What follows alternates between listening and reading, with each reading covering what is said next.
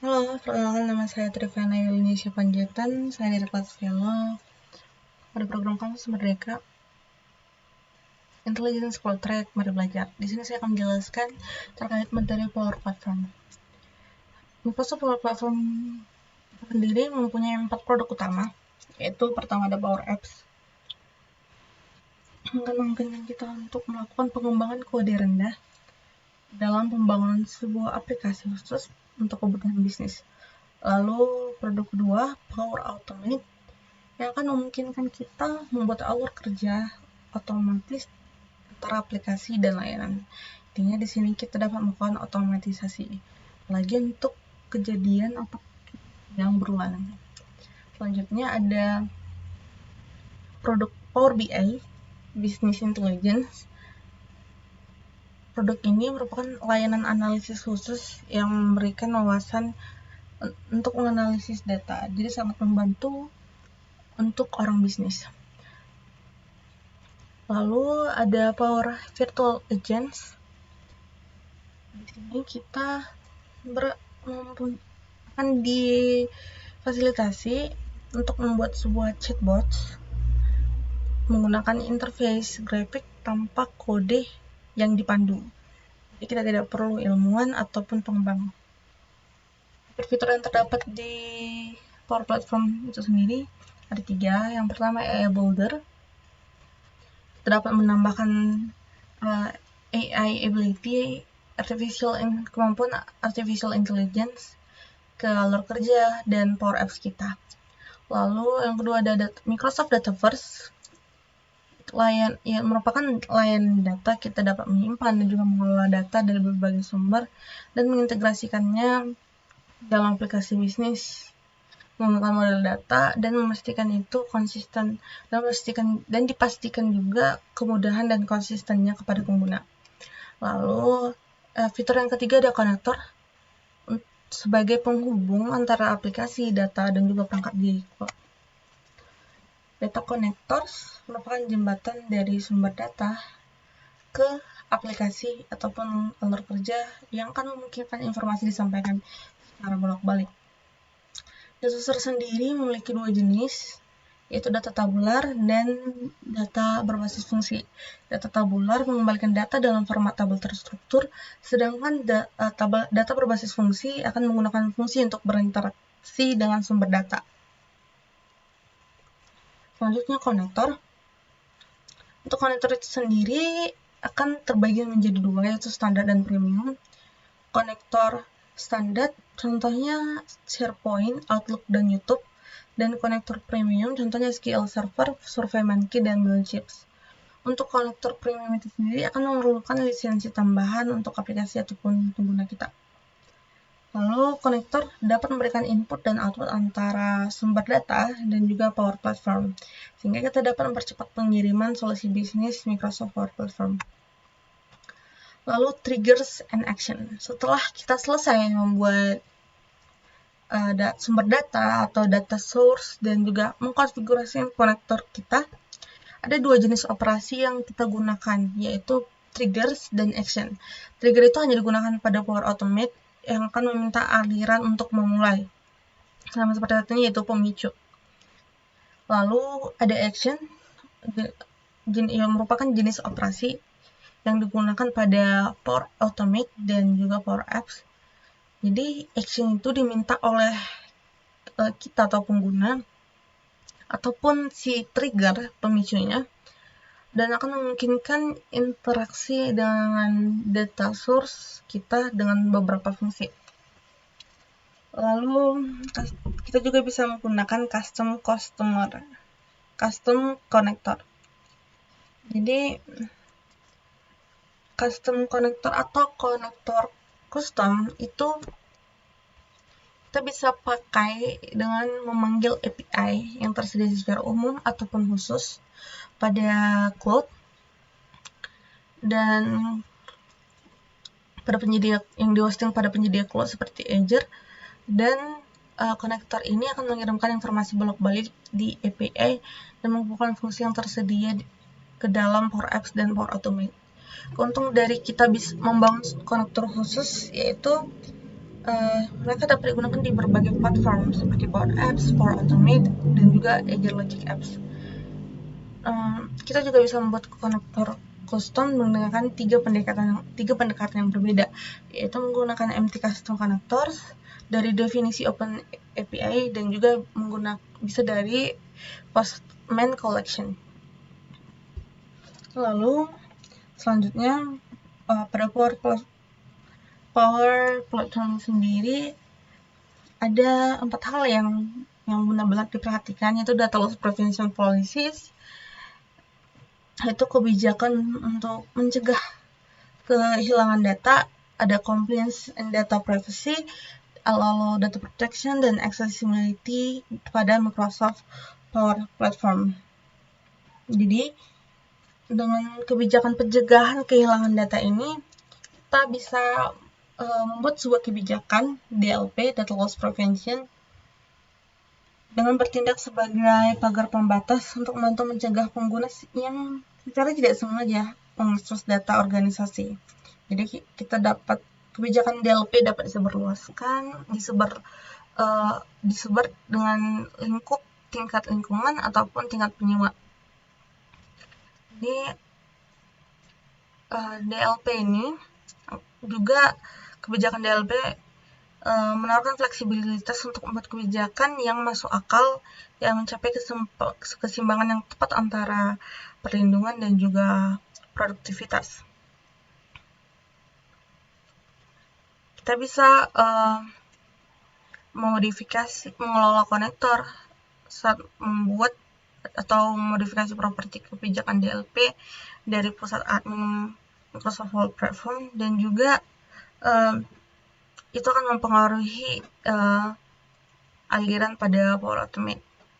Untuk membuat kebijakan DLP ini kita harus menjadi admin penyewa atau memiliki peran pada admin.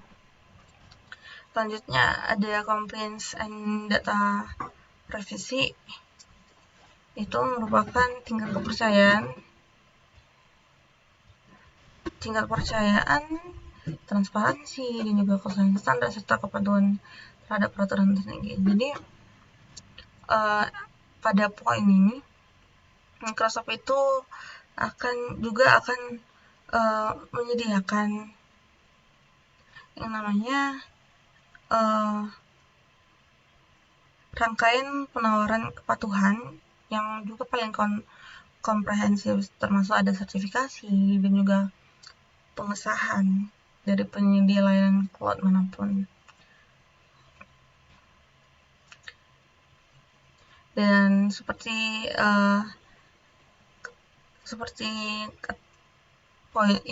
artinya compliance and data privacy itu akan memenuhi ketentuan keamanan dan juga privasi pelanggan dengan paling ketat. Lalu ada data protection. Jadi data protection ini saat transit antara perangkat pengguna dan pusat data akan diamankan, data Microsoft akan diamankan. Lalu koneksi yang dibuat antar pelanggan dan pusat data Microsoft akan dienkripsi. Jadi di sini data protection akan benar-benar protect, karena juga kita akan diamankan menggunakan titik endpoint, menggunakan TLS, dan juga TLS ini akan secara efektif menetapkan browser yang ditingkatkan keamanannya, dan koneksi service akan membantu memastikan kerahasiaan dan juga integritas antara desktop dan juga pusat data. Lalu aksesibilitas pada Microsoft Power Platform ini juga merupakan poin yang penting, karena aksesibilitas itu memastikan bahwa Power Platform itu dapat diakses dan juga inklusif untuk semua jenis pengguna di seluruh dunia. Data first. Sebelumnya kita udah singgung mengenai data first yang merupakan solusi berbasis cloud yang menyusun data dan logika bisnis untuk aplikasi dan proses yang saling berhubungan dengan cara yang aman. Nah, Untuk Microsoft Dataverse ini sendiri menyediakan berbagai fitur, ada security, logic, data, storage, dan juga integration seperti pada gambar yang terdapat di slide. Dan untuk security ada authentication, authorization, auditing, dan sebagainya. Begitu juga selanjutnya. Itu merupakan fitur-fitur yang tersedia pada Microsoft Dataverse dengan menggunakan Microsoft Dataverse. Jadi ya security akan menangani autentikasi, Azure Active Directory, ya kan, mungkin kita untuk mengakses bersyarat, dan juga authentication multifaktor. Kalau ada logic, Dataverse yang akan memungkinkan kita dengan mudah menerapkan logika bisnis di tingkat data. Lalu data itu kita dapat mengontrol dan juga membentuk data kita yang kita akan memungkinkan untuk ditemukan dan juga dimodelkan, validasi, serta melaporkan data. Dan kontrol ini dengan kemampuan untuk kontrol data ini sendiri memastikan data kita itu terlihat seperti yang kita inginkan, terlepas dari bagaimana data itu digunakan. Lalu ada storage, penyimpan data fisik di Cloud Azure. Storage ini kita dengan penyimpanan berbasis cloud akan menghilangkan beban atau kekhawatiran kita tinggal di mana ataupun bagaimana skalanya. Lalu ada integration, merupakan Dataverse yang terhubung secara berbeda untuk mendukung kebutuhan bisnis kita. Ada API, webhooks, eventing, dan ekspor data yang akan memberikan kita fleksibilitas untuk mendapatkan data masuk dan juga data keluar.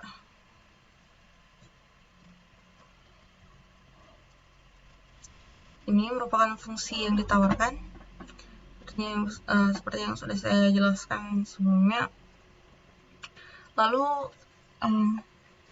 database Dataverse yang merupakan contoh tunggal dari Microsoft Dataverse yang menyimpan data dalam satu set struktur data standar dan custom yang disebut tabel. Tabel merupakan kumpulan baris logis yang digunakan untuk menyimpan data, dan juga baris dalam tabel itu akan berisi banyak kolom dan akan mengolah potongan informasi individual tentang satu baris. Nah, untuk tipe tabel itu sendiri ada yang standar dan juga yang kompleks. Untuk yang standarnya itu sendiri itu dengan kumpulan dasar tabel yang menggunakan database Microsoft Dataverse, yaitu kita bisa menambahkan kolom atau tabel seperti biasa, juga menghapus kolom tersebut dari tabel custom. Untuk yang kompleks itu sendiri, tabel tersebut sudah berisi logika bisnis. Lalu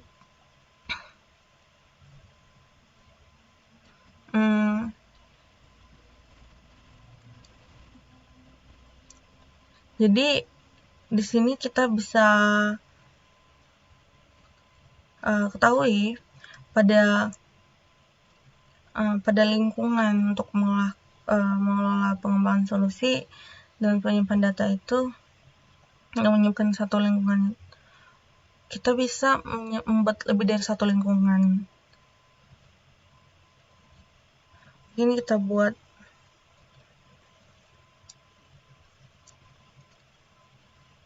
selanjutnya. Selain kita belajar tentang tabel ataupun jenis tabel tersebut, seperti kita tahu kolom akan mengelola informasi individual tentang satu baris. Selanjutnya kita juga perlu tahu